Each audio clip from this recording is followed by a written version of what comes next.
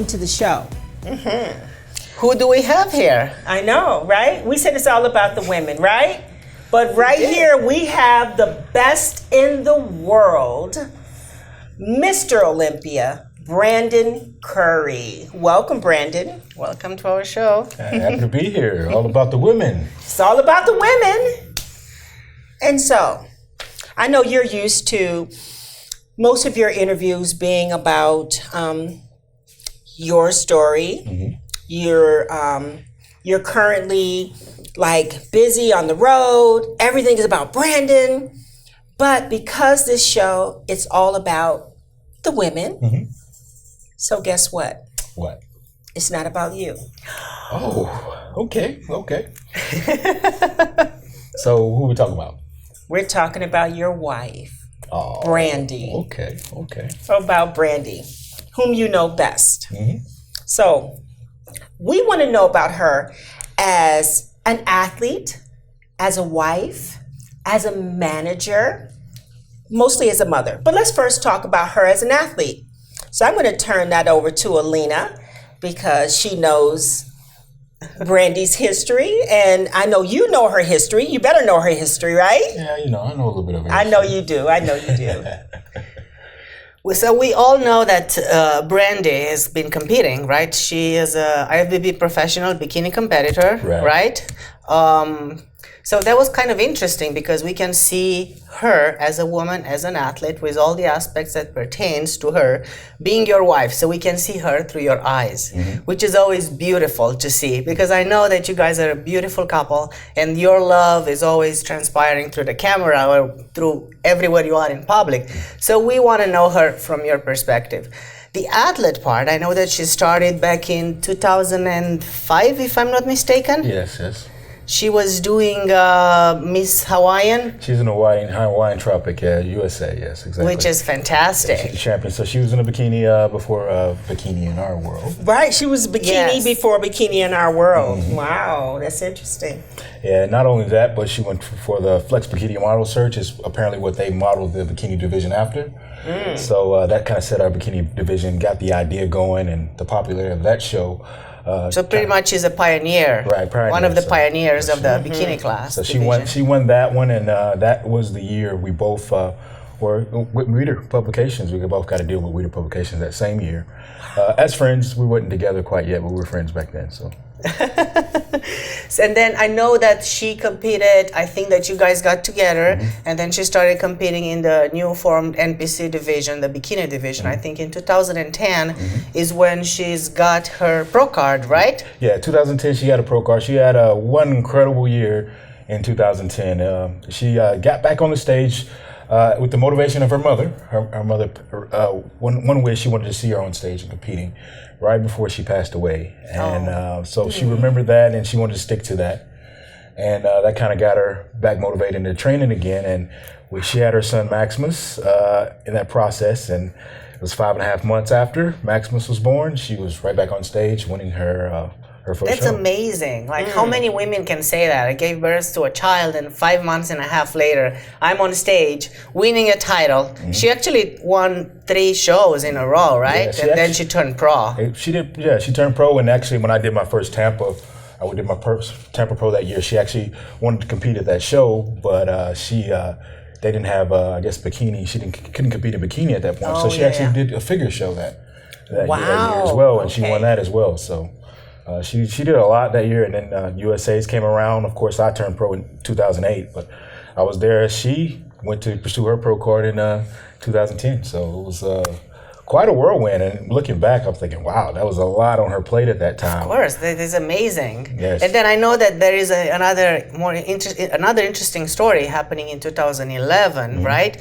When she competed at the New York Pro and she placed, I think, 6 or 7, which is amazing. That was her pro debut, right? Yes, definitely her pro debut. And she was having some difficulty with her water. Holding a little bit more water. She couldn't really figure it out. So a little bit after we found out she was actually pregnant. I mean, she was pregnant. And she got a top 6, 7 placement in New York Pro. She's just kind of frustrated with the look, and she's like, I don't know what's going on. She looked incredible to me, but she just wanted to look that it's more refined for the judges, and sometimes she didn't have the right answers for what was going on with her body. But we found out later what was going on with her body. So I kind of blame myself for that. You know, it takes care of that. You blame yourself for that, huh? Yeah, you had something to do with it. That, you know? I think you did. I think you did. She's like, every time she had abs, you know, it's kind of, you know, something else resulted after that, I guess. Wow. What was her last show? Her last show was in 2016. 2016, right? She did the Arnold Classic in 2016. So that was her last time on stage. And that was a crazy busy year for us because, you know, she promoted our last show before I went to Kuwait. As a promoter, we had 6 years of promoting the Music City Muscle in Nashville. Became the biggest show in Tennessee with 551 competitors at a local show. That's amazing. National qualifier. We're gonna tackle that question because I want to know everything about the business side of Brandy. Yeah, she's that's very awesome. business ambitious. So before I move now, I want you to tell me what kind of a competitor is she? When she heads there to the show, is she calm and composed? Is she ready? Is she enthusiastic, ready to plunge on stage? Give us a few details about the pre-contest personality. Well, you know, I will say this, coming in 2010 with her preparing to get back on stage, I actually, you know, she threw a little bit of a hissy fit getting back on stage. She was a little bit intimidated about getting back on stage. Didn't necessarily feel confident in what she was about to bring on stage, but I didn't turn around like she wanted me to. She wanted me to turn around, going away down to Chattanooga. I was like, nope, we're going. You're doing this. Wow. Your mother wants you to do this. We're doing this. So she went out there and she won. I love that. She won, and you know, I had to get her on that stage. Didn't let her back out of that one. And it was kind of the same scenario for the USAs. You know, she's feeling that pressure and you know that stress, and you know she disappeared on me, and I had to go find her. You had to go find her? Yeah, before the night before the. You had to go find her. What happened? What happened? I had to go find her. Like she, you know, she just. I look, you know, where'd she go? The night before the show, and. She went for a walk, I guess, and I just like, where are you at? And I'm looking for her, and I found her. She was like, nope, I don't want to do the show. I don't want to do the show. Really? So I had to basically, you know, just be there for her, encourage her to do the show. She can do it, and everything's gonna be good. Wow. And she won her pro card the next day. What? So this was at the USA. Yeah, it's at the USA. The USA, and so at this time, you were not Mr. Olympia, right? No. Wow. No, it's not Mr. Olympia at all. So yeah, this is like I said, I just turned pro myself 2 years before. Mm-hmm. So you know, I'm more of a calm, collected guy, and you know, she just gets a little anxiety and stuff going to the shows, which is pretty normal for most people. But I realized that about her when we first did a show together in 2007. She was expecting me to be nervous backstage, going on stage, and she's like, "Are you okay? Are you doing okay? Everything good? You feel okay?" Wow. And I was like, yeah, I'm fine. What's going on? I'm fine. And I realized she was nervous. She was nervous, and she was trying to. She's trying to calm me down, thinking I was to nervous. get calmed by you. Yeah. But no, this is fascinating because pretty much is. I'm thinking when you have the right partner in your corner, right? Imagine if she had just a friend that she took with her. Yes. And the first thing she would be like, let's turn around. The friend would be like, let's turn around. But no, there's the partner. There's the person that really loves her, cares about her. And then is, no, we're going to push through this. And I know you can do it. I trust you more than you trust yourself in this moment. And this is awesome. I really love this story. Yeah. I absolutely love this story because, I mean, it just really, truly shows, you know, Brandon, your support and your love and acceptance of her. You know, both of you turned pro, but, you know, a lot of times you see couples and a lot of times when you have two pros, sometimes it doesn't always work out, you know, and you guys are very balanced. Well, it's a dance. It's definitely a dance. You know, it's not a perfect thing, but it's always give and take. So I find that, you know, where I fall short, you know, she's always picking up my slack and vice versa. So at the end of the day, it's a teamwork. We can't be good and the same at everything, you know, but we can complement each other. So once you realize that component of complementing each other, you know, then you can work together a little bit better. So we've had to figure that out over the years, and it's a dance. It's not anything but a dance. You got to learn how to dance together, and we've been together for these 12 years now. I love it. And it's been a fun dance. Oh, I love it. It's been a fun dance. I want to know, how did you guys meet? This is always like interesting to me, how people come together, their originating point. Well, I met my wife honestly before she met me. Whoa! I met my wife in a dream of mine. No, yeah. You want to hear about the dream? Yeah. Okay. Well, basically, I had a dream. See. I was in a point of my career where I was on the side of being probably a nice womanizer, and I was feeling guilty about it. So nice womanizer. A nice womanizer. Yeah, Okay, tell us about it. I was feeling guilty about it. I knew it wasn't right. I wasn't really raised to be that way, and so I was like, I was just being realistic, and I said a prayer. If you want me to be legitimate, show me my wife. If you want me not to do this, because I know it's wrong. And believe it or not, I had a dream about meeting a young woman from Hawaii, and I knew her name was like mine. No way. Yeah. I knew her name was like mine. You had a dream about it. Yeah, I had a dream. And it was so real to me. Here's how I know it was so real to me, because I'm not a mama's boy, but I woke up and the first thing I could tell was my mother. So I tell my mama all the details. And then next thing I know, the summer goes by, it's in summertime. I'm going into my senior year. And, I just start not thinking about it. But as that year approached, we're about to go to school, I start having reoccurring images of the dream. Like every night I was like, oh man, that's right. So coming to school, I was excited to go to school. And I go to school the first day, nothing. Didn't meet anybody, nobody's there. Just totally forget about us. It wasn't gonna happen. So the next day I go to school, the whole day goes by. I'm a senior, I've got most of my classes out of the way. So I'm in the attendance office, I'm working in the attendance office because I can't leave school. And nobody ever comes into the office. We always go out and go get folders and come back. But there's a couple, this is a family that was coming down the hallway. And my vision got shaky. It's like my whole world started shaking up. I'm like, what's going on here? It's like I had a personal earthquake. Okay. And I'm sitting there at their desk and I'm looking, I'm like, who is he coming this way? And they start coming. And they walk into the office and it's a family. It's a husband, a wife, and 2 girls. Oh. Okay. So now I'm confused.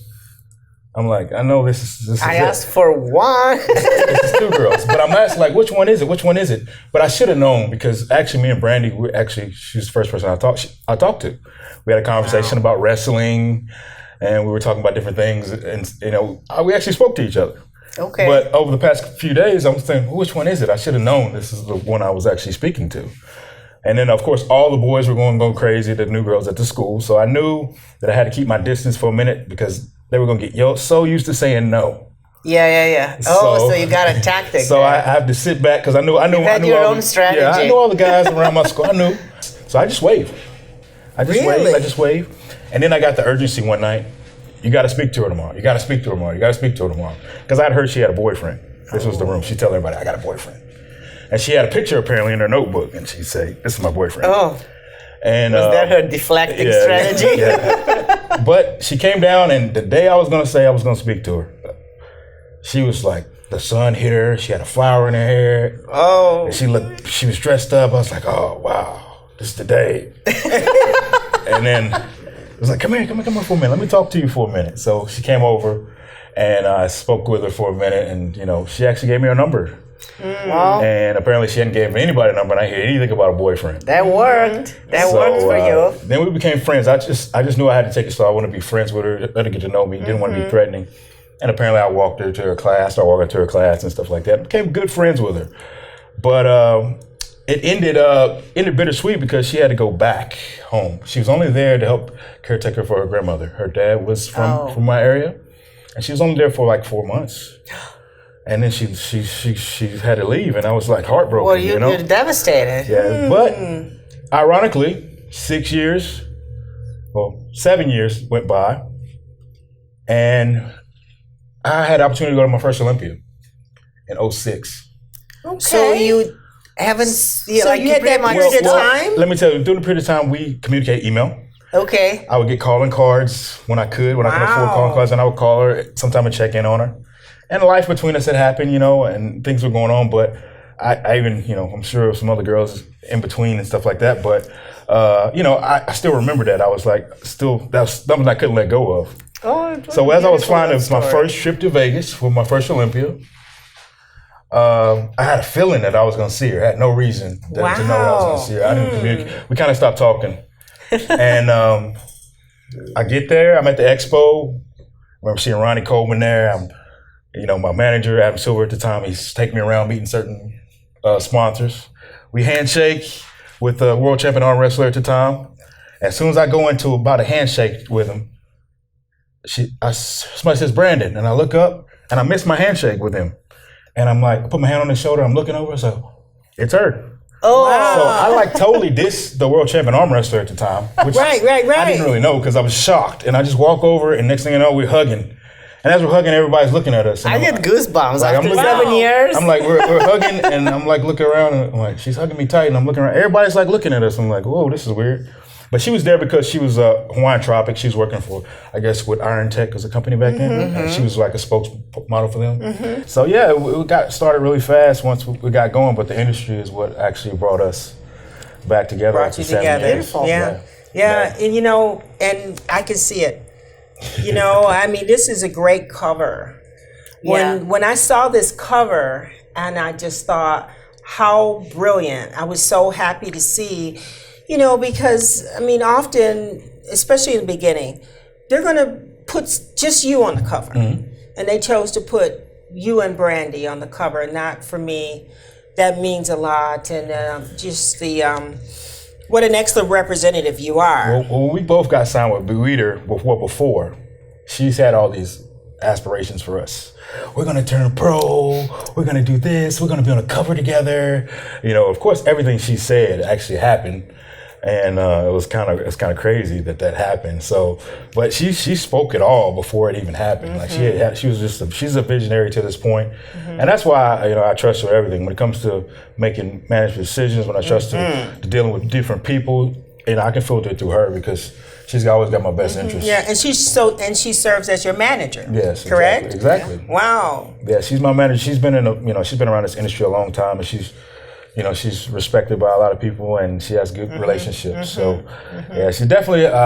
I'm glad she's on my team. I know. So when you have a problem and you when somebody's asking you to do something you don't quite want to do, you just kind of go. Yeah, well, call who? I don't know anything on purpose. I just say, look, I don't know this. My wife keeps my calendar. Just call her, see if I'm available, see if I need this, and go from there. Because at least I know the more she can take care of, and I don't have to do any of that. I don't have to mess anything up. Because I'll mess some stuff up. Yeah. We were actually wondering from this perspective, as a manager, as a promoter, how difficult is it for a woman? Because we are well aware that most of the promoters and the officials in the NPC, IFBB are men, right? Pretty much. And for a woman to be this successful, we're trying to figure out what are some of the problems, the troubles that she runs in.